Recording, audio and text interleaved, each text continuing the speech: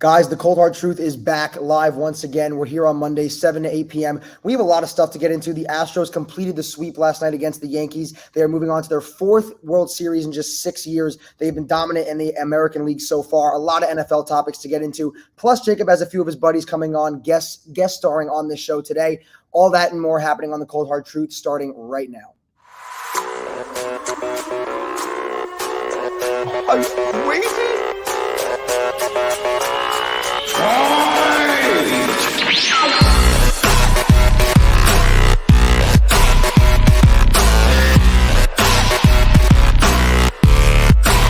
God, that's insane.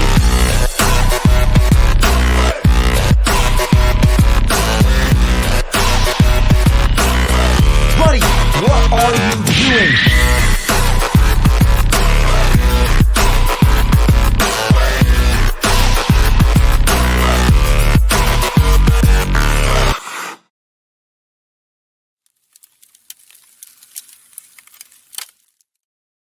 Like I said, as always, boys, we're back for the Cold Hard Truth, another great episode. Jacob, I know one of your buddies, Chris, is here right now. LJ and Joey are going to join up in a few minutes. Jacob, introduce Chris to the audience, to everyone listening. They don't know who he is. Tell him about himself.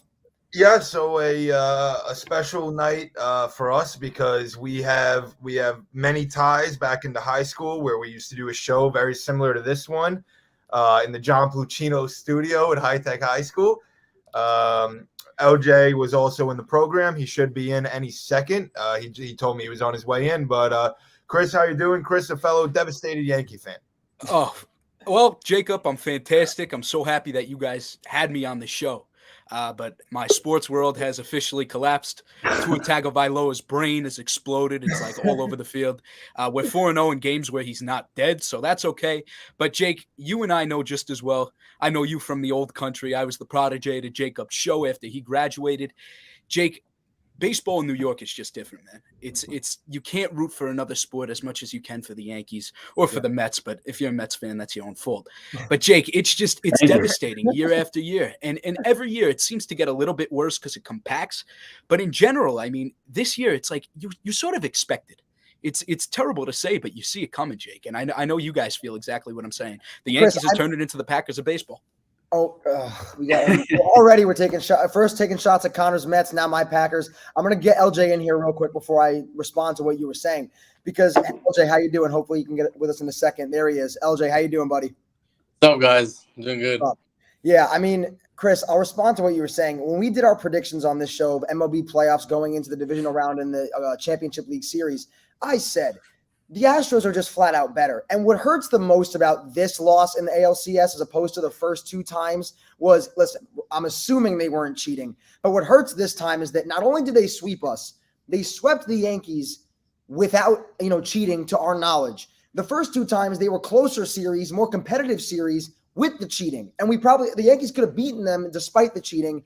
And now we get our asses kicked in a series where there was no cheating. Correa's gone. Springer's gone. Altuve's he's had the worst playoffs of his career so far, batting like .065. He's been horrendous. And the Yankees get swept. And they get closed out at home. And Judge didn't hit that's where I just cannot believe. I'm almost more struck by it, the fact that it wasn't any cheating. The Astros lost two of their best players they had in those two other runs. And again, their best player, arguably, like Conor has mentioned several times, played like crap the entire playoffs. So that's kind of where my head was at with the whole thing. LJ, obviously a fellow Yankee fan, your reactions to last night and just the way they played, they performed in the playoffs in general, because it wasn't that great. I didn't expect anything different, and me and Jacob were just talking about it today. Even the Guardian series just was like so boring. Like it was just so it didn't even feel like I was watching the playoffs. Like I was at the game. And it just didn't feel the same. That 2017 team is so far gone. And I genuinely believe that, I'll ask you guys, like, what do you guys think about how Judge played? Like, do you think that changes his negotiations, or is he still going to get his money? Jacob, you can go. I think that probably with the fact that the playoffs have gone not only for us, but for other teams, players like Harper, players like Soto and Machado that we've mentioned, that you're able to now make a differential in your thought process and how you go about the contract. I mean, I certainly think that no matter what, that the Yankees will still, of course, offer him a plethora of money, as they should and as they pretty much have to. But I think that a reevaluating will definitely be in order that they probably weren't expecting to have, because after a guy sets records like that, you wouldn't think that you would even have to bat an eye about his contract. But I think you do a slight bit. I think you still offer him plenty. And, I was also speaking to Chris today. I think, and I don't think it's excusable, and I don't think anybody should try to make excuses for him. But you got to remember, this guy played 157 games, Chris, to quote Chris earlier. And with that home run chase, I mean, that's a grueling physical toll to take. And to play that deep until October is not – it's a lot easier said than done. So that's true. That's true, Jacob. I'll say this, though. LJ, and correct me if I'm wrong, too, even Conor, you could jump in as well. Mm-hmm. In the past, Judge has shown that he just is a better hitter in the regular season than he is in October. His numbers consistently take a dip when it comes to October and the postseason. So that's where I almost not that I wasn't surprised, because obviously I was expecting him to bat at least 200, which he didn't. LJ, I think it was like what 0.15. I'll go. I have the stats right here, year by year. This is since 2017 to 2022. He batted 188. And then in 2018, he had a very good 5-game stretch when we lost to the Red Sox.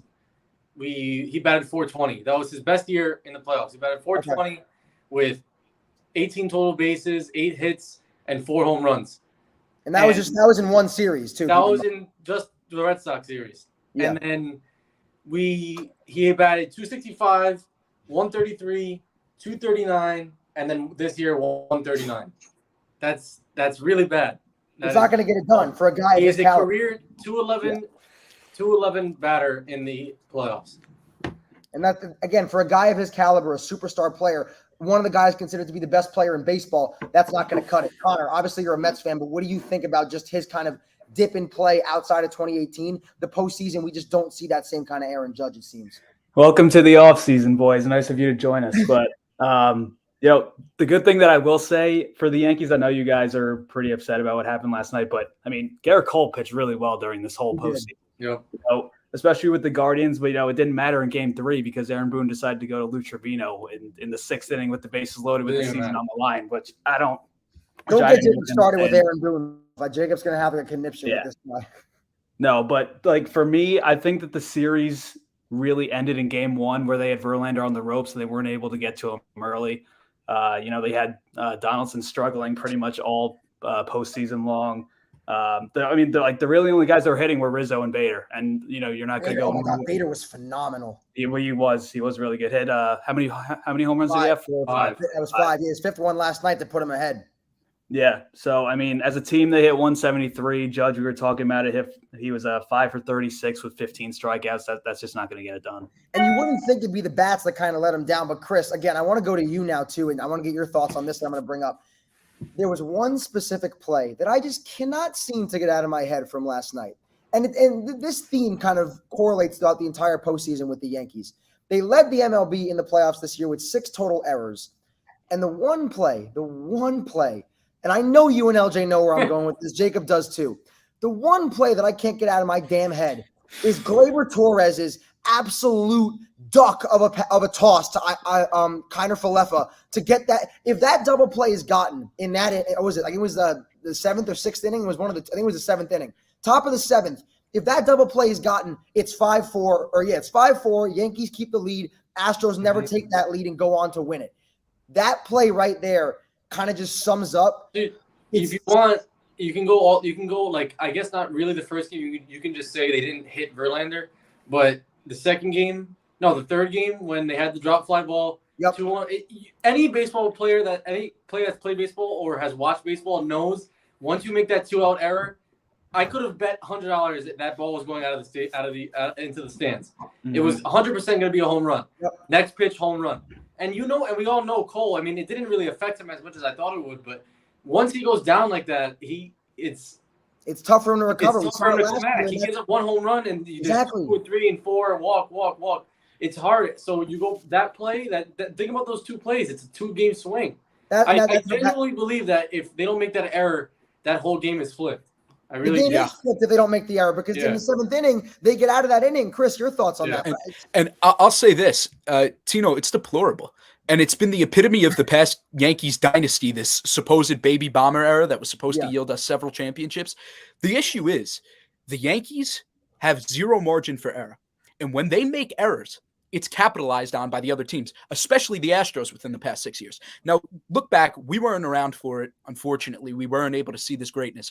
But look at the late 90s and early 2000s dynasty of the Yankees. What they did especially well was when there was a weakness in your team, they would capitalize on it. And what the Yankees are showing is we all recognize these weaknesses in the team. This year it was the defense up the middle. Gleyber Torres is not a good defender. Isaiah Conor, fantastic at third base, won a Gold Glove there. Cannot play the shortstops. Yeah, they moved him to shortstop, and he just didn't. He couldn't handle it. Right, supposed to be a defense first shortstop. Couldn't handle the position. So now we have this big glaring issue. The Yankees decide not to correct it. We start Isaiah Conor again at shortstop in Game 4 of the ALCS after we tried to deviate from that, put a fantastic defensive shortstop in there, and Oswald Peraza. And then we switch back to IKF, which opens up a broader conversation about the management of the Yankees. Oh my which God. has been despicable over the course of the because Aaron Boone's explanation for it is that same thing for Donaldson. They ask, why is Donaldson still playing? And he goes, because we're not going to win if Donaldson isn't playing. Really, you're not winning with them playing. That's a huge hole. The fact that if you need Donaldson and Isaiah Conor to hit the ball to win games, they don't hit. It's not a good lineup. That lineup I have never seen that many different variations of a lineup in one playoff. That's what I'm saying. No, and I know Jacob wants to get in because I can see his hands on his head. He's just like and I know he wants to get in. But the last thing I'll say before Jacob goes. That was my point that I was making the other day. I was saying this to Jacob. We did a show last night. I was saying this to him. Boone has not had one set lineup in back-to-back games. He's moved in from game 2 to 4. It was Bader at 1, then Bader at 6, then Bader back to 1. He had Rizzo batting leadoff when he's a cleanup hitter at 3. There was not a single ounce of consistency in this lineup ever. And the other thing too, before Jacob goes, Jacob and I talked about this. We talked about it on the show and off the show about whether this Yankees-Astros matchup can be considered a rivalry. It's not a rivalry. It's the Astros stomping on the Yankees every goddamn year because it's what happens every single postseason. Jacob, I know you're itching to say something. I could tell, but what do you have to say to close this segment out about the Yankees? There's so many things to be said, but the one thing that's ringing in my mind is the repetitiveness, and it just feels like an ongoing cycle every year for 2 reasons. First off, the utter lack of any contact hitting. They tried to figure it out, with Bader and with DJ and Benintendi and all these guys, of course, were hurt. But we all know, as we see every year, that hitting is contagious. And you can't win like you can in the regular season in the playoffs when you just rely on one guy having a big day every other few games. Because that's the reality of it. Throughout the summer, the summer goes on.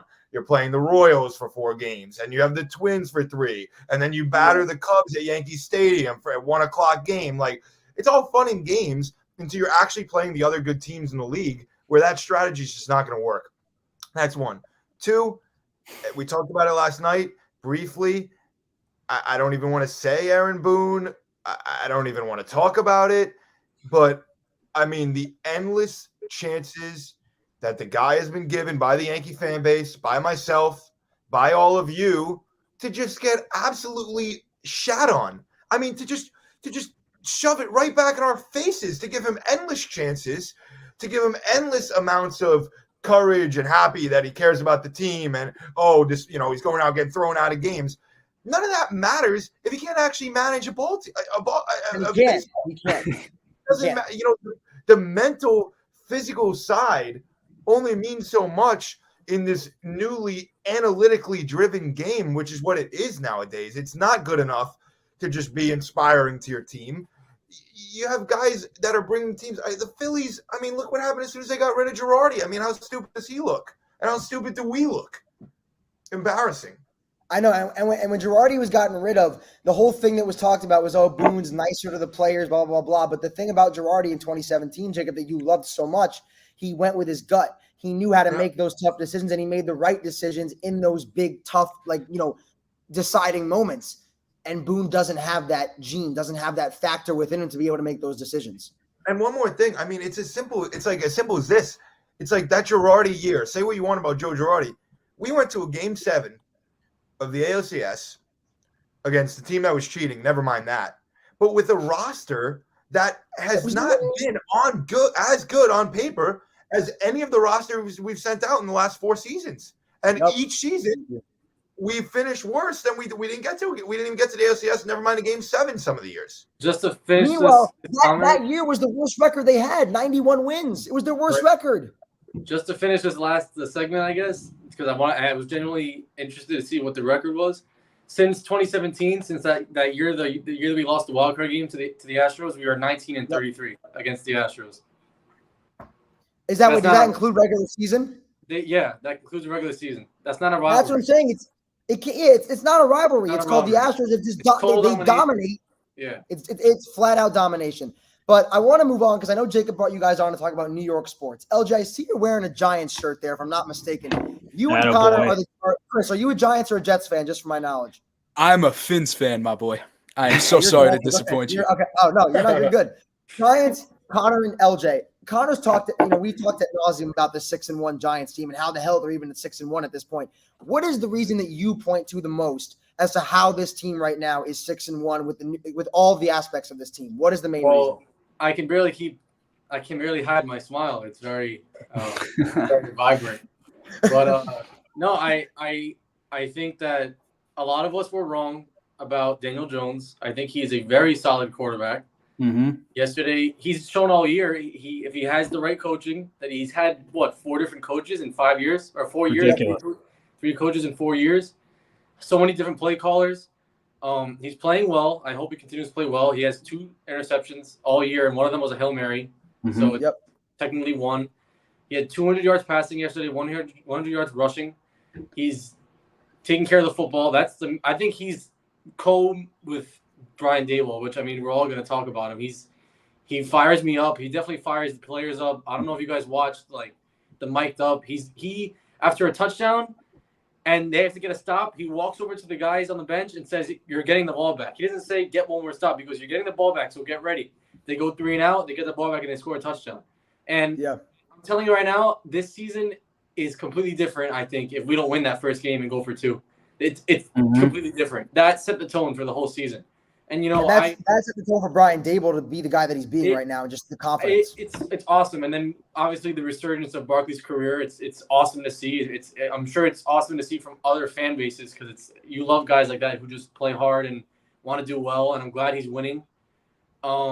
I mean, it's a good point too that you brought. Sorry, I didn't mean to cut you off, but you brought up the good point too of Daniel Jones, and I think the biggest thing is forget about scoring points. It's the lack of turnovers now that we're seeing from him. Yeah. His ability to maintain the ball, and it's Daboll helping him out with that.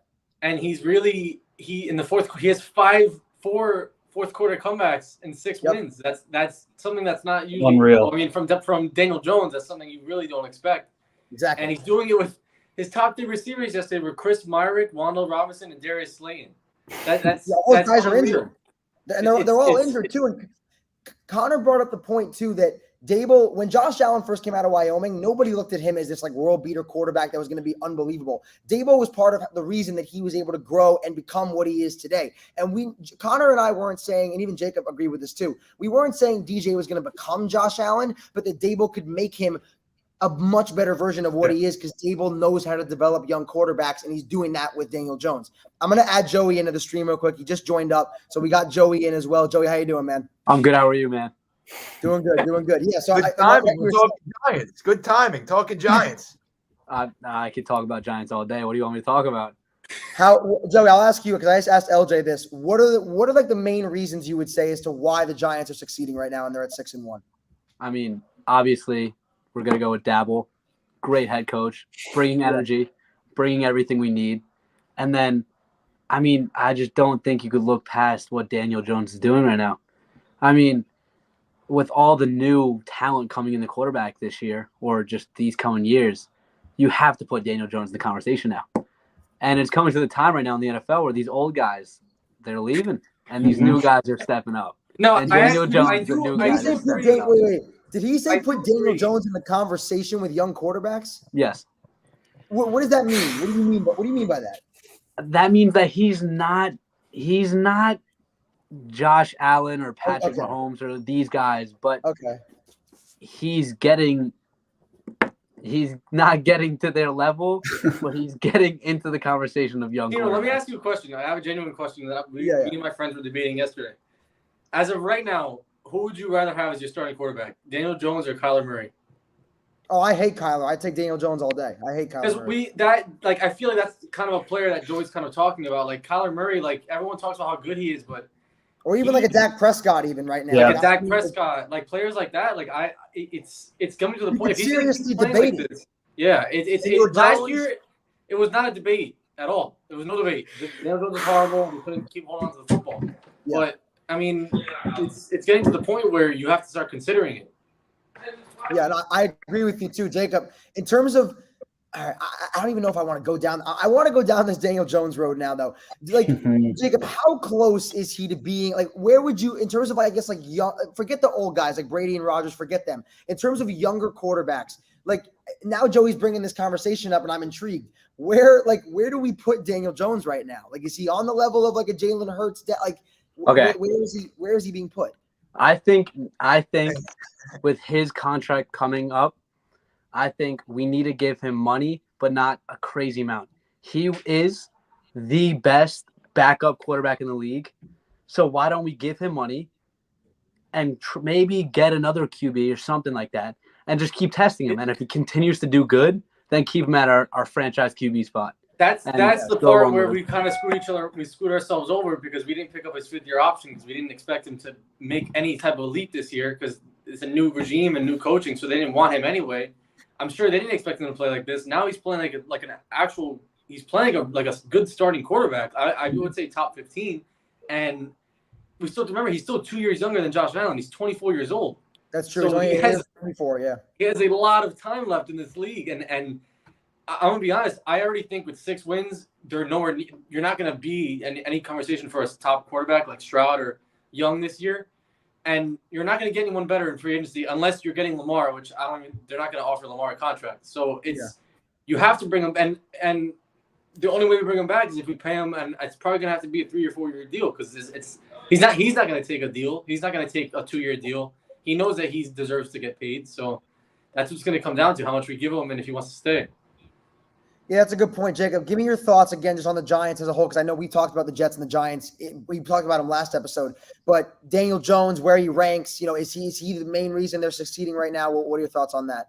Well, it's interesting because, I mean, just 2 or 3 weeks ago, I was telling various Giant fans that, with how well they're playing, they might be a Lamar Jackson away from contending. And now I'm almost taken aback by that statement because right now, how could you ask for a change in the quarterback room? I will say one thing. I wouldn't probably rate him up there with a Jalen Hurts, as you mentioned, just because I think that Jalen Hurts probably has a little bit more that he can offer. LJ's shaking his head. I agree. I'm sorry, Jacob. I don't mean to interrupt, but why can't Daniel Jones make that leap if Jalen Hurts did? Jalen Hurts is not good last year, and now he's the top 5 quarterback in the league. We're saying like at this moment, DJ's not on Hurts' level. We're not saying no. I don't think Jacob's saying he can't get there. I really don't know if I agree with that. Daniel Jones only has 2 less passing touchdowns than Jalen Hurts does. All right, Chris, LJ. what do you think, Chris? So this is has 5 rushing touchdowns and 4 passing touchdowns. LJ, Joey, this is the pinnacle New York football sports conversation. It's overrating a player who's overperforming at the current moment and putting him on the level of some of the elite guys at his position in the league. I will concede. Daniel Jones has been fantastic this year. And let this be a message to every team around the NFL and even the New York Yankees. Let this be a message how much management can affect the talent on your roster. And look at how much coaching big time. Absolutely. Look at how fantastic even Zach Wilson is playing this year in his short stint with the Jets. Look, we're talking about a guy who's succeeding because the coaching around him is fantastic. Now, are we looking at Daniel Jones and seriously saying he has as much raw talent as Jalen Hurts or Kyler Murray? If we do, I think we're being insane. But that's not what makes an NFL quarterback. Sure, it's not. But what if you gave Kyler Murray the coaching you're giving Daniel Jones right now? Where is Yeah, Kyler Murray? You're saying Kingsbury's not a good coach? He's a bum. Are you kidding? Hold the phone. Hold the phone. When Kyler Murray's running around and throwing the ball out of nowhere, that's his fault? Hold the goddamn phone, LJ. Hold on just a second. What are the words that came out of your mouth? Cliff Kingsbury should have never gotten the damn job. Are you out of your mind? Cliff should never have a job. Keep in mind, this is the same guy who was calling for Aaron Judge's head last night. He had a losing record at Texas Tech. What did he show anybody to get the job over in Arizona? I understand. I'm not saying he's not the best coach. He's not good. He should have been fired 2 years ago. What are we talking about? But if you don't think Kyler Murray's that good, so then you could say it's both of them. Yeah, but I'm saying that, dude, but if you put it this way, Chris's point, Kyler and Jalen Hurts both have, just like Rodgers is more talented than Brady is, Kyler and Hurts are more talented than Daniel Jones. But if you give, and if Brian Daboll can make Daniel Jones into the quarterback he is right now, you're going to tell me Brian Daboll couldn't take a Kyler Murray? No, yeah, I understand that. But going back on... What are we talking about? No, I understand what you're saying. No, I understand what you're saying. But when going back on what Chris said, I'm not being biased. I don't know if I would 100% put Daniel Jones. Like, obviously, you put Daniel Jones on the Eagles, it could be the same thing because Sirianni's a very good coach. He is. It could be the same thing. Hold on. Jalen Hurts threw 10 interceptions last year and 16 touchdowns. That's not a good ratio. DJ fumbled it like 20 times. But hold on. Why don't we talk about the fact that he had no line and he's still doing it with no line? Okay. Mm-hmm. Connor, why don't we talk about Aaron Rodgers?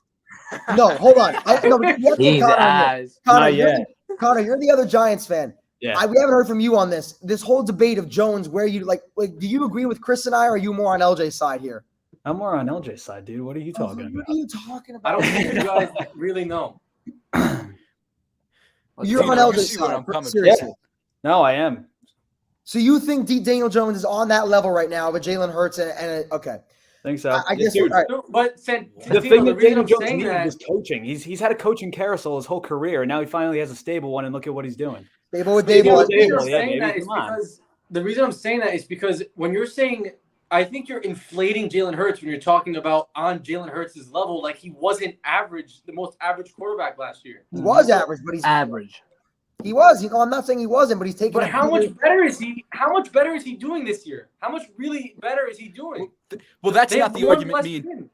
The argument Tino and I are making aren't Daniel Jones's performance versus. We're talking about you asked who is a better quarterback, and Jalen Hurts is a better quarterback. I don't think it's that easy of a question to just answer. But it's that easy with Rodgers and Brady, and we're going to talk about those two transition into that. It's that easy with Rodgers and Brady. I can look at both of them on the football field and go, yeah, Brady's greater, but there's no doubt.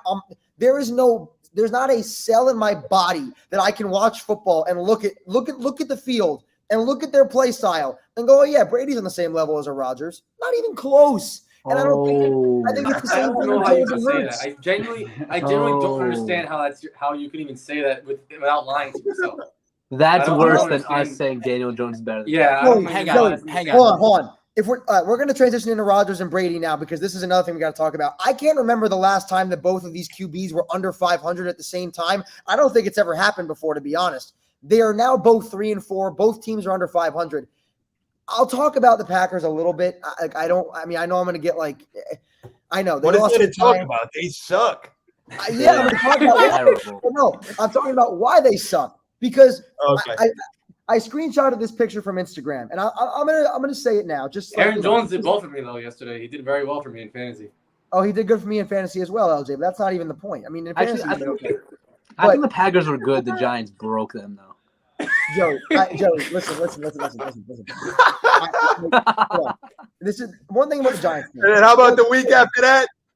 Well, I mean, we warmed them up for you. The Giants broke them, and the Jets just took care of business. The Giants threw the alley-oop, and the Jets slammed it down. That might have been the greatest photo. Let's let Santino talk. This is the whole thing.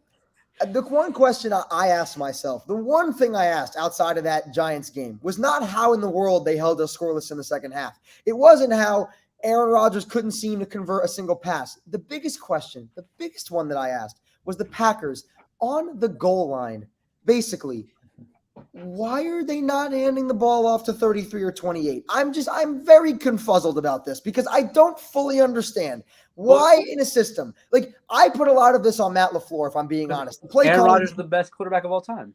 Joey, Tino, what I was gonna say is that from what I've heard, Joey, and when I watch, obviously you watch McAfee and all that, yes. and it's pretty well known that him and LaFleur don't really like each other. Oh, I know. Trust me, I know. And it is very well known that Rodgers almost checks the play every time LaFleur calls a play. I think that's on Rodgers. I truly do. So you I think? truly do. And I'm not sure if you noticed. And I was because I've been watching everything in detail of the Giants because I'm in awe of how they're playing. When they were 4th and goal, whatever, 3rd and goal, they passed the ball. I got batted down. Yeah. 4th and goal, Rodgers visibly taps his right leg. No, I know. I saw that. On the defense points to the left. Everyone knows that Lazard's going to get a back shoulder fade. They send a corner blitz onto that side, and he throws it to him. All right. I don't know if I don't think LaFleur and Rodgers are on the same page. Great. So whether it's great, but they've never been on the same page because how about we do a little flashback here, like a little flashback to was it 2020, 4th and goal, kick the field goal instead of going for it on 4th down, and Rodgers had no idea. We've known there's a disconnect from that moment on. My thing is whether it's Rodgers, whether it's whatever the disconnect in the play calling. I truly do think. Maybe it's Rodgers, maybe it's LaFleur. One of them, or maybe both of them, still seem to think Devontae Adams is in Green Bay because they still keep trying to throw. And Chris, I'm going to ask you about this too. They keep trying these 1st and 10. They ran a post fade with it's either Lazard, Romeo Dobbs, whoever the hell it may be. I don't even know, Sammy Watkins, whoever the hell their receivers are at this point. The Packers, they try these 1st and 10 passes and they put themselves in a 2nd and 10 hole, run the ball on 2nd down. They go on a 3rd and 8 and it's a 3 and out just like that.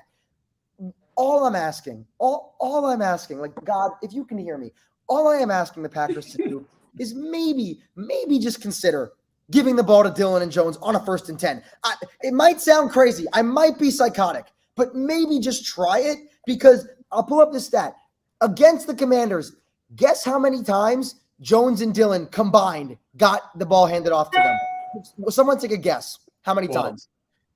He knew it. It was 12 times. The two of them combined for 12 goddamn carries. What? I don't know words. I'm gonna be honest.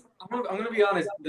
The Packers really play like their offense is like Madden. That's like how I feel like. It's so bad. I throw 4 verticals every single play. That's how they play. I can't watch it. I can't. Like I can't watch it. Chris, Tino, are the Packers making the playoffs? I don't know. The problem with the Packers right now is sort of, you guys ever see the video of there's a guy clicking on a screen and it's turning one thing off and one thing turns on, you turn another thing on and the other thing turns off. This is what's been going on with the Packers for years. They can't build a strong offense in every facet, whether it's the offensive line, it's the receiving core, or it's running. Now, the issue with the Packers this year, and I think, Tino, you hit the nail on the head. What the problem is the only strong part of the Packers offense this year is the run game. You still have Aaron Jones and A.J. Dillon. Why aren't they getting the ball? That's the issue. Why aren't they being utilized? And I wish I could answer the damn question. I don't know. And it's not an issue of workload because you have 2 great backs. They could split it up fantastically. They could get the ball at every play. Every single play and not get out. You turn the run game on and Aaron Rodgers becomes as. Yep, exactly. And now, who are you throwing the ball to?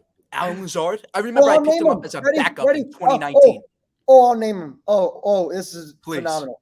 Randall Cobb, an old-ass Sammy Watkins, Alan Lazard, Romeo Dobbs, Christian Watson when he's been healthy, which was for like 1 game this year.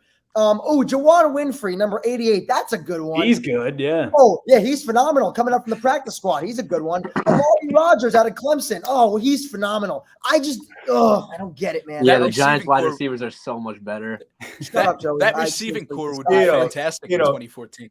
Tino, why don't I give you a break with your Packers, and I'll bring up my one of my NFL bring up topics. Your Jets. I'll bring up your NFL topics, yeah.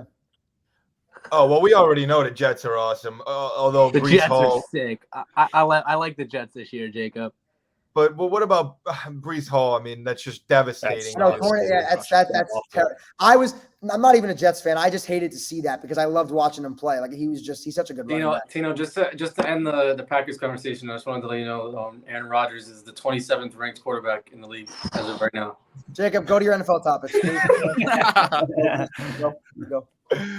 All right. So I know that not all you guys had it already prepared ahead of time, but if you guys want to pull up the NFL standings just so you can have it in front of you, we'll go around the horn.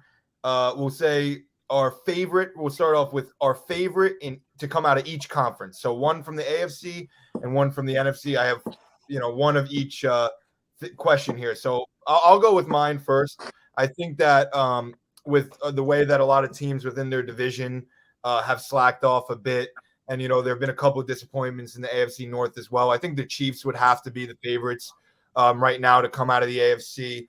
A lot of people thought maybe the Chargers or even the Broncos, who've probably been the biggest disappointment in the entire NFL this season, would be around.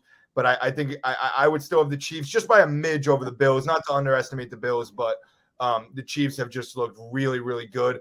And I know Tino last night, and he'll probably reiterate with his Niners, they really have just such an unbelievable offensive spread now. But I don't know why. I just feel like something's going to go wrong for them down the line. And I don't know what it is, but I think that right now on paper and the struggles in the NFC that they really might, that it could be reasonable to have them as a favorite. I personally wouldn't. Believe it or not, I'm going to go with the Philadelphia Eagles as my NFC favorite. Oh, that's hilarious considering the reaction he had when I said they would go 13-4. But anyway, Chris, we'll go to you next. AFC, who's going to come out of both conferences? So Jake, I have to disagree with your Chiefs take. I think it's the Bills' year. I think they have the biggest opening. You're looking at a Tyreek-less Chiefs team, which still very good offense. Mahomes is still performing very well. But Travis Kelce is really your only great pass catcher over there.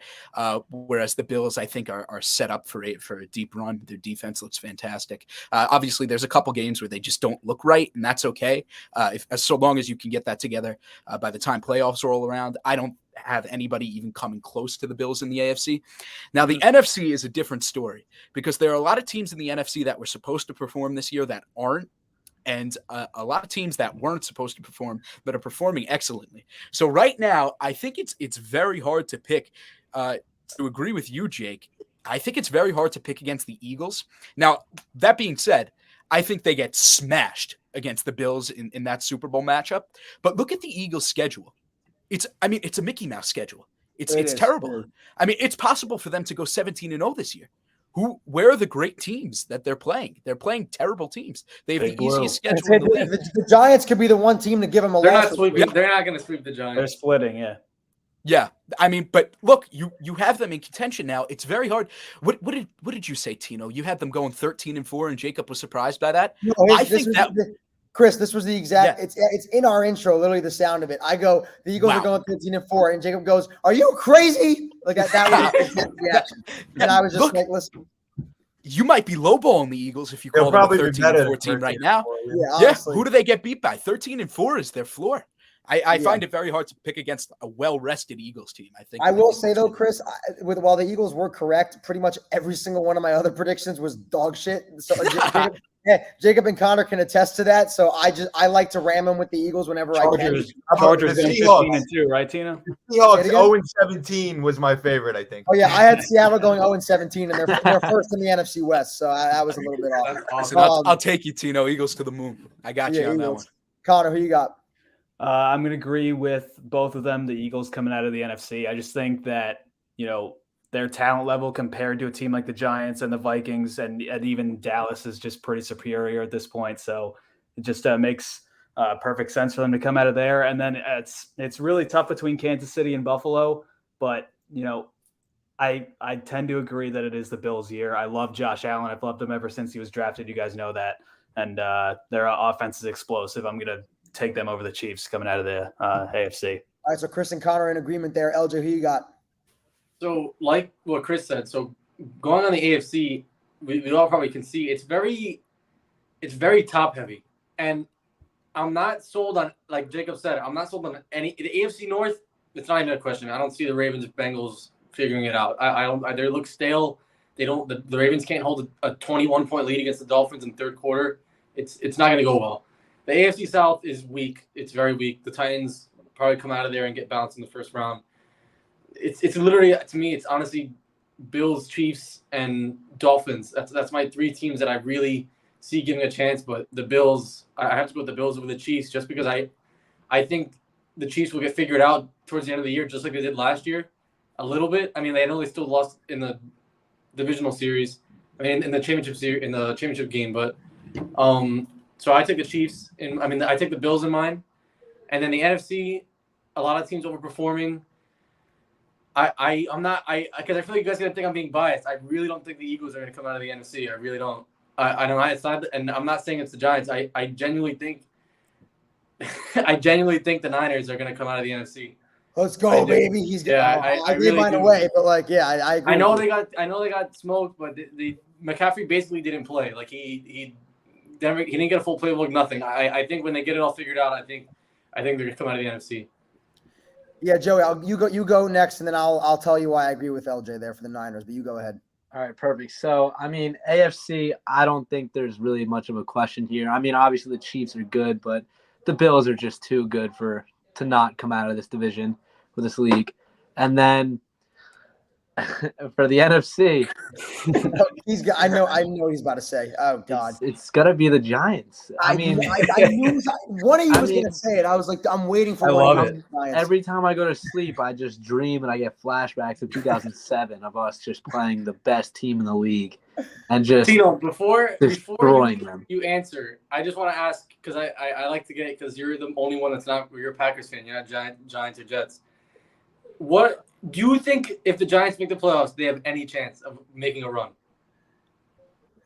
My thing is how Chris is a Dolphins fan too, so I'd be curious what he thinks also. Yeah. But Chris, the thing is, Chris said it. The Eagles have a Mickey Mouse schedule. The Giants might have even more of a Mickey Mouse schedule than the Eagles do. The Giants and the Eagles probably have the two easiest ranked. And the Cowboys. The Cowboys are third. Yeah, those three teams in the NFC East who have three of the best records in football had the three easiest schedules coming in. I'm not saying they can't make noise because the NFC is so goddamn bad. That's the thing. It's so wishy-washy. The Giants right now really are the third or second best team in the NFC in my eyes. So, the same thing I happened last night. I'm like, it feels weird to say they're contenders, but they are just because of the fact that they're 6-1. They can have a home game in the wild card round. If they end up winning the NFC, if they win the division, which honestly is not impossible right now, they could win the division and get home and get they can have the best record in the NFC. Put it that way. It's possible as of right now. So yes, I think they can make a run. I wouldn't pick them as my favorites, but they can make a run for sure. All right, I just wanted to hear it. Thank you. Yeah. I agree with you, Tino. I think it depends on how you define run. Do I think a Super Bowl is within reason for the Giants? Probably not. But yeah. I could envision a future where the Eagles get rolled over in the playoffs. You know what I'm saying? I could see a future where Jalen Hurts throws 3 picks, one of them's a pick 6, and they just get blown out. But I don't see that happening with the Giants. I don't see a playoff game where Saquon doesn't punch in 2. You know what I mean? Where Danny Dimes doesn't get picked off twice. You know, you hit it right. The defense doesn't step up too because you didn't even mention this. Wink Martindale has that defense balling they are playing phenomenal. So yeah, Joey. All right, so you have Bills Giants. Honestly, that'd be a crazy one. Bills Giants Super Bowl. I'm gonna go with the Kansas City Chiefs. I'll agree with Jacob on this one. Jacob, Conor, and I, and Peyton, who's not here unfortunately, all of us picked the Bills to win the entire thing preseason. My thing is the curse has happened once again. The Bills can only beat the Chiefs in the regular season. We saw it last year when they won in Week 5. It was they beat them handily, 38-24, during a time when I was saying Kansas City wouldn't even make the postseason, and I was an idiot for saying that, obviously. But I'm going to go with the Chiefs because every time Buffalo beats them in the regular season, Kansas City comes back and beats them in the playoffs, and I think that trend continues. And I had said the year, before the season, it's the Bills' year. It's Josh Allen's year. He's not taking no for an answer. And I'm not saying they can't do it, but as of right now, I would take this Chiefs team because they look so good despite not having Tyreek Hill. I'm going to go with them. The Bills' defense is better. It's like a 1A, 1B, and the Chiefs at this moment in time are my 1A. And in the NFC, I'm agreeing with LJ 110%. as some of you know, I have a sports TikTok, and I made a video saying, without a doubt, the 49ers are going to win the entire thing this year, and I fully believe that wholeheartedly right now. I think San Fran, despite being 3-4, despite that loss to Kansas City, should be the favorites right now. If you're a betting man, I would bet 10 times out of 10 for the Niners to win the entire thing at this moment. If I'm a defensive coordinator and I am looking, and keep in mind too, McCaffrey was given the ball, I believe, like a total of 8 or 10 times, had 50 yards. That was in a week where in the middle of the week, he was prepping for the Buccaneers with the Panthers, and then midway had to shift a few days before and plan for the Chiefs. And he still went out there, got the ball a good amount, had 10-plus rushing yards, or carries, on the first 3 plays of the game. When he gets the full playbook and he gets a week within that system, oh my God, they're going to be unstoppable. If I'm a defensive coordinator, I'm looking at Debo and McCaffrey lining up in the backfield on opposite sides of Jimmy G. I'm pulling my hair out with anxiety. Like, how the hell am I supposed to stop this combination of a running back that can play wide out and a wide out that can play running back, along with Kittle and Ayuk, along with a defense that includes Bosa and Warner, who in my opinion are both top 3 at their respective positions. This is a team that I look at. They can win 10 or 11 games. They don't have to be the number 1 seed. They can go on the road and win anywhere. You know why? Because their style of play travels. Last year, we saw it in Green Bay, that terrible loss that they had. Didn't score a single offensive touchdown and still managed to beat them when Jimmy G was playing in the coldest game of his career. They can take their game wherever they need to because they are a defense and a West Coast run-first team. This is a team that is dangerous, can beat anybody in the NFC. I would pick them to win it right now 100%. Last year they were one interception, one dropped interception away from winning that game. That's what I'm saying. And people say, Jimmy G's bad. Yes, he's maybe not super talented, but the thing we have to realize about Jimmy G, he's almost never the reason, the first reason you point to is, oh yeah, this is why they won the game. But when he's not on the field, this team just doesn't win ball games. There's something about Jimmy G on the field. This team cannot win without him. So having him in there now with Trey Lance makes you way more confident. Kyle Shanahan, I think, while, yes, he's had some blunders here and there, I still do trust him in big moments to get it done. And I'm going to go with a rematch of the 2019 Super Bowl, the Chiefs and the Niners, but I have the Niners getting their revenge on Kansas City at this moment in time. I think the Niners are going to be unstoppable once they get it all figured out and get their system together. Jacob, what else did I know you had some other topics you wanted to bring up, so what else do you have for us? So I had a few more, but due to time constraints, I'll just do one more within NFL now. So now for each conference, once again, who would you consider to be your biggest dark horse? Now, that could mean various things. That could be a team that's 2-4 that you think will get in the back end of the playoffs, or it could be a 4-3 team like a Ravens type team that you actually, for some reason, would think that actually is a real contender despite their record. Tino, I'll let you go first if you'd like. Dark horses in each one, right? NFC, AFC? Yeah. Yeah, so for NFC, I'm going to go – see, this is tough. I'm going to go with the Atlanta Falcons. I think they're a team that could sneak in there. What? What are you talking about? Dark horse, no? Dark horse? That's a dark horse. They're awful. That horse is dead. That horse is camouflaged. Hold on. I wouldn't say that by any stretch of the imagination because right now they're 3-4. They're tied for first place in that division right now. They could end up winning the division. I was between the Falcons and the Seahawks. And, Seattle was a team that I was looking at. Yeah, okay, they can be a dark horse. But the Falcons are a team that I think with a high I like it. I like it because it's a real dark horse. So I like it. Yeah, it's not a dark horse to win the whole thing. It's a dark horse to sneak in as a low 4 seed, possibly winning that division. Again, in a division that is way worse than I expected. I had the Saints winning it, and they're 2-5. So in a division that the Tampa looks awful, the Falcons' offense looks better than Tampa's. I'm pretty sure it has been better than Tampa's overall so far. I would take them as a dark horse to sneak into the postseason as a wild card or as a division winner and maybe win a game in the wild card round. If they get a home game, you never know. Mariota has had a revitalization of his career. Drake London's been phenomenal. They don't utilize Kyle Pitts at all for whatever reason. I don't really understand it. Cordero Patterson, when he gets off the IR, he's a dynamic running back. I go with the Falcons. And then for the AFC, it's tough because I feel like my team would have to come from the AFC North here because the AFC North is a division right now that has looked kind of underwhelming in terms of the Ravens and the Bengals. I would take the Bengals to be my dark horse right now. I just still think with that wide receiver core of Joe Burrow, they have Joe Burrow at QB, but the wide receiver core of Higgins, Chase, Boyd, they got Mixon. Their defense is very underrated. I would still take them as a dark horse to maybe even get back to the AFC Championship game again. And if they get in the postseason, again, they're a team that can make noise. It's just kind of how they are. I think they're a dark horse for me in the AFC. But Jacob, I guess you'll go next. Jacob, you want to go? Me? Oh, sorry. Yeah, I'll go. There's a team in the AFC that embodies a certain spirit, that embodies a certain underdog spirit, that embodies years of being an underdog and years of being run amok. And they may be 5-2. No, seriously. I mean, this is the only reason Jacob chose this topic. I know. I knew it was coming. He had like 7 other topics. He picked this one. Yeah. He knew it was coming. Well, no, I'll tell you. I had Pretenders as another one I was going to bring up, but I thought, why not a dark horse topic to talk a little bit about my Jets?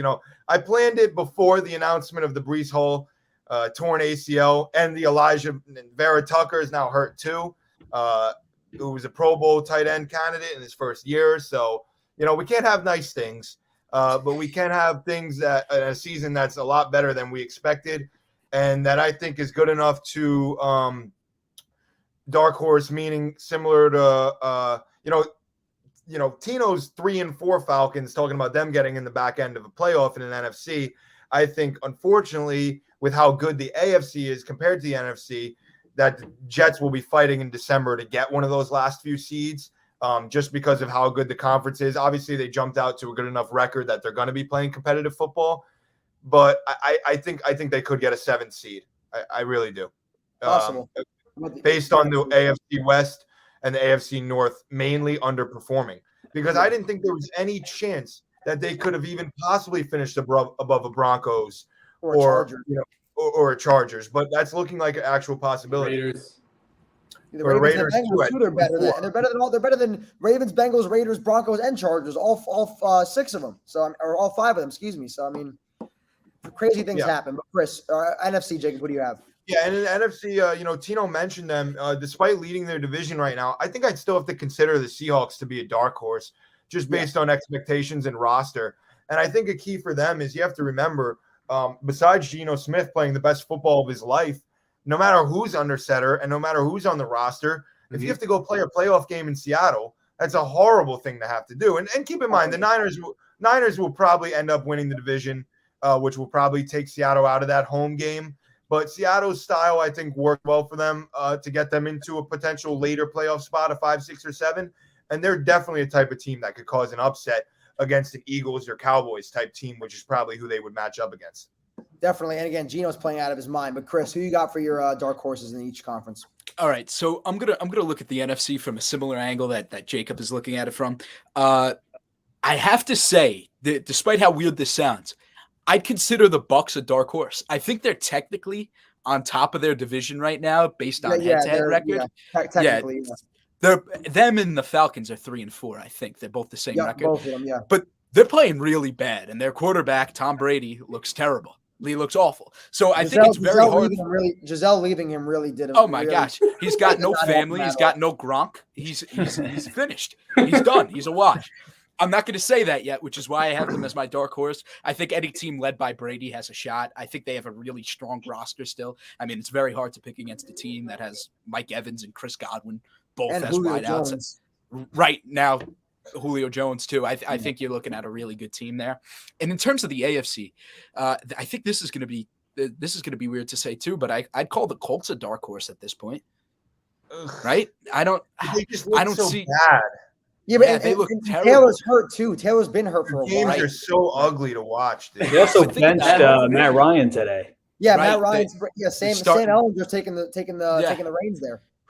That's rough. But I mean, look, they're trying out all their hands early, right? You got to give them credit for that. They're giving it a shot. They're giving it a shot as early as they can. Look, JT's going to come back. He had an all right week this week. He'll keep getting better. The more they use him, the stronger the offense will look, and we know what that defense is capable of. I'd call them a dark horse in the AFC. I could see them doing something. Conor, before you go real quick, what's up with why not Miami over here? They're 4-3. I mean, they could make some noise. It's because I don't think they're a dark horse. I think they're a surefire bet. So long as Tua's brain isn't pouring out of his ear, they're in good shape. That's fair. Conor, who you got for your dark horses? For the NFC, I'm going to agree with Jacob and say the Seahawks. I mean, Pete Carroll looks like an absolute genius, just getting rid of Russell Wilson, dumping his ass to Denver. The dude has looked horrible. Obviously, Geno Smith's playing really well. I think DK Metcalf got hurt yesterday, which he's going to be out for a few hurts them. weeks. So, Yeah. but yeah, definitely see them as a dark horse in the NFC.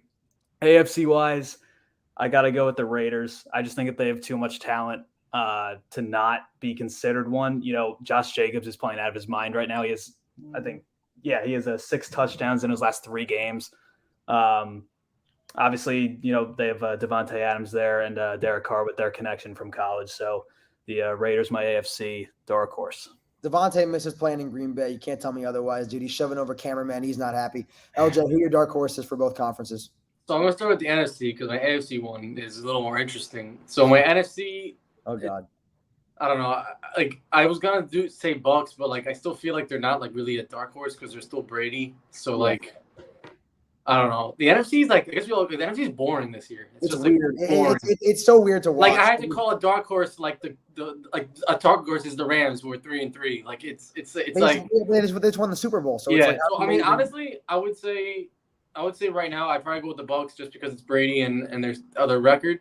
Yeah. But the AFC, and this is full. I genuinely believe this, and I think that not just a playoff run. I think if they get in the playoffs, you don't want to play them. Don't say who I think you're about to say. And I genuinely believe the Patriots will get in and make the playoffs and make a run. That's not what I thought you would say at all. New England, really? I think New England will get in. loves the Patriots, dude. I think New England will get in, and I don't know who the quarterback's going to be. Either one of them, you don't want to play them in the playoffs. I know they got bounced bad last year. I don't think it's going to happen. I thought you were going to say the Jaguars. I was like, no. I mean, I could No. I don't see. Yeah, New England. No. No, I think New England has a good shot. No. Speaking of the Jaguars, I'm sorry to interrupt. We just got some breaking news. Good news for you, Jake. James Robinson just got dealt to the Jets for no word yet, but draft compensation. That's a fantastic. Wait, what? Steal. Fantastic. What are the Jaguars doing? ETN, I guess. Dude, I look don't know. at Chris bringing up the breaking news here. We're not paying attention. He's got his eye on the ball over here. The Jets, they gave up nothing. They gave fantastic. They gave up. Yeah, it's official. Ian Rappaport reported it. Holy! Let's go. The Jets are trading a 6th-round pick to Jacksonville. Oh wow! What's Jacksonville doing? JD strikes again, Jacob. He doesn't play. If you think about it, he really doesn't play. They must hate. Yes, he does, dude. He's had some big runs in for them. So listen, I just traded him in fantasy because his workload has been horrific. He had 0 touches yesterday. I mean, he had one attempt yesterday. If the Jets don't use them, they're definitely going to utilize them a lot more. That's going to use them. Yeah. But Joey, I first before you give your dark horse reactions to that move. Obviously the Jets won that trade. They got a player out of it, and they gave up a 6th-round pick. But I think that's a robbery. I think definitely just got infinitely better. They just got another piece. That's great for you, Jacob. Yeah, I'm happy for you, man. All right, so your dark horse. Surprise. Yeah. Who you got for your dark horses? My dark horse, I completely agree with Conor. I think the Raiders are looking great. I mean, they sucked in the beginning of the year, and they still kind of suck.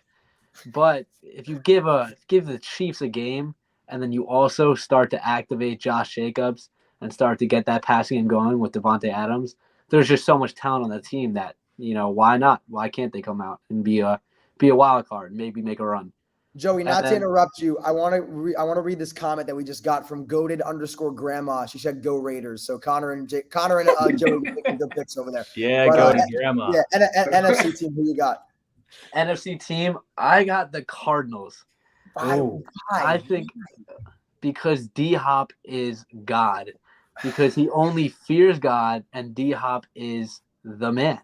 He's coming back and he's bringing all the energy ever, and Kyler Murray loves it. And once Hollywood Brown comes back, they're going to be a really good team. Benjamin looks awesome. James Conner sucks. And that team is going to be amazing. Too bad of a coach. I like that take, Joey. I like that take. It's different from all of ours. I just don't think I don't think Cliff and Kyler really make a good duo over there. But that's just my take. I know, Jacob, that we want to talk real quick about some NHL, NBA stuff. Chris, LJ, and Joey, are you guys all Knicks fans? Just so I can get a gauge on this. I mean, the Knicks LJ, LJ, I forgot. We're on the same page here. We're Laker fans. Well, boy, do they suck. Oh, boy, are they terrible. actually, no. LJ's a Cavaliers fan. You're not a Cavaliers fan anymore? LeBron fan. Yeah, LJ and I. Listen, LJ and I. Okay. LJ and I That's are the most sexuals. That might be the most LJ thing I've heard in like the past LJ, 4 years. aren't you a Miami fan? No, I'm a LeBron fan. Joey, okay. Joey, LJ and I can give you the rundown. We were Cavs fans, then we were Heat fans, then we were Cavs fans again. Now we're Laker fans. It's how the Bron sexuals roll. You know that doesn't make sense. You can't do that. Yeah, we can, Joey. I mean, you can if you admit it. Yeah, if you're straight up about it and just go, listen, we're bandwagoners. We follow him wherever he goes. That's just that's how. LJ, what I call you guys is not NBA fans. You have no team. There's no team involved in anything. You can't exactly. So we're the most we can be super like impartial. Exactly. We call everything straight. Thank you. Exactly. Yeah, but there's no bias. Exactly. Well, you might as well be a Knicks fan because we don't have any bias either because we suck. Yeah, we fucking blow. But actually, we do have one of the greatest players in the NBA at the moment. RJ Barrett. RJ Barrett. Oh, I was like, I thought you were saying Isaiah Hartenstein for a second. I say RJ Barrett gets 2 MVPs in the next 5 years. I agree. All right, now Jacob's going off the rails. Yeah, now I think Jacob's just like tired at this point. He's just I'm hungry. He's hungry. He's just talking at this point. But in terms of NBA, LJ, I mean, you and I can go with this, and then everyone else can kind of jump in. I talked about this yesterday. Conor and Jacob know. The tragedy was not the fact that Westbrook went 0 for 11 from the field. That wasn't the tragedy. The tragedy was the post-game interview where this guy walks in and he gets the question of, what would you say was the main reason for the Lakers' loss today? He goes, nothing in particular. I think we fought, competed, played well. Okay, that's just cap. First off, it was you going 0 for 11 because they lost by 6. Second thing, how would you assess your play today, Westbrook? Solid. Competed hard, played well. I'm sorry, played well. I think you, again, didn't make a single shot in that game. So I don't really is Westbrook the biggest issue with this team, or is it just the lack of the lack of talent around LeBron? It's not Westbrook. I agree with everything you said about Westbrook, but it's not Westbrook. It's the fact that they can't shoot basketball. That's their. They had 2 threes, 2 of them. That's not normal. Oh, I know. Their bench that goes in the game. So when LeBron, 38-year-old LeBron that doesn't want to play 40 minutes a game, he played 39 minutes yesterday, scored 31 points, and it still wasn't enough to win a basketball game. Comes in the game, it's Troy Brown, Juan Toscano-Anderson, Kendrick Nunn, Matt Ryan, and Damian Jones. Matt Ryan was delivering DoorDash last year. He didn't make the G League for the Lakers, and he's the 6th man. That's all we have to say. Nothing else. It's the worst roster I've seen in a long time. Nothing else has to be said. LJ. It's the worst roster since that image of Robert Sacre laying down on the Lakers bench because they had no more players to put in. That's the worst I've seen this roster since that moment in time. And it's kind of sad because we all used to know LeBron used to trade for guys. He wanted to win. He would trade. You weren't playing well, you're gone. Mid-season, you're gone. I don't think LeBron. I think he's doing. Obviously, he's scoring 30 points. He's had 2 games out of 3 with 30 points. He's still very good. I just don't think he really. I don't think he cares that much about winning anymore. I think he's living in LA. He doesn't have to really care about winning. He's 38. He's won enough, and it sucks to see because this roster would have never been the roster if he was still as much like. If he was still, if he was still the GM, he would this roster. Yeah, but I have to give the GM a little bit of a blame here because he was the one that wanted Russell Westbrook, and now look how that's worked out. That hasn't worked out very well. But moving away, that was one thing I wanted to go for basketball. All 6 of us are in here. Pats and Bears starts in about 15, 20 minutes. I'll go first. I'll give my prediction. We'll go around the horn. Just one answer. Pats, Bears. Who you got? I got the Patriots winning this game at home. Jacob, who you got? I think the Bears make it a tight one, but I think the Patriots win by a score. All right. Chris, who you got? Pats 21-17. Conor? Patriots 27-20. LJ? Pats 7-0. And then that'd be a boring game. Then we'll finish it off with Joey, last but not least. Justin Fields 27-10. Yes. Of course. Listen, I love Joey coming here and being the contrarian. He's giving all the opposite answers here. But, I love those Bears, dude. I want the Bears to win. I love being here, and I loved being here and sharing my opinions. I'm gonna have to cut it short. I do have a 5-page paper due in about 3 hours. we're done anyway. But yeah, we're thanks about to for finish, coming on, Joey. So Joe. you're all I'll good. stay here. Yeah, we're about to wrap up. Yeah. I thought we were about to talk about the Bears. Yeah, and as Joey kind of alluded to, he's sending us out. This will conclude this episode of The Cold Hard Truth. It was a pleasure having Joey, LJ, and Chris on the show. All brought in great opinions, made for some fun debate. Again, if you're not following us on Instagram, go look at our socials down below in the description. You'll have myself, Jacob, Conor. I'll throw Chris, LJ, and Joey in there too for us after this episode's done. You can find all the socials down below in the description. Thank you guys for listening to another great episode of The Cold Hard Truth. We'll see you guys next time.